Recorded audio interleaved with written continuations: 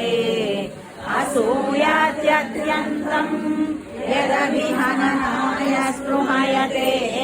पशूनामीशानः प्रमदवनकम् केळितरवे वृषा कृत्वा गोत्रा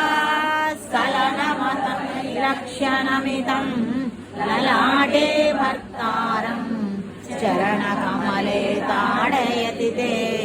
चिरादन्तशल्यम्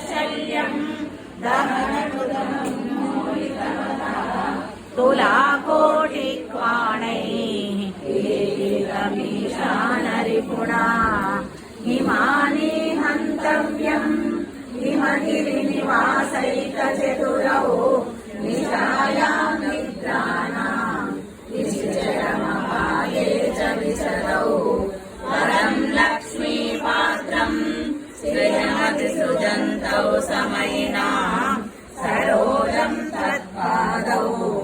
जननि जयतश्चित्रमिहकम् मदन्ते कीर्तीनाम् प्रपदमपदम् देवि विपदाम् कथम् गीतम् सद्भिः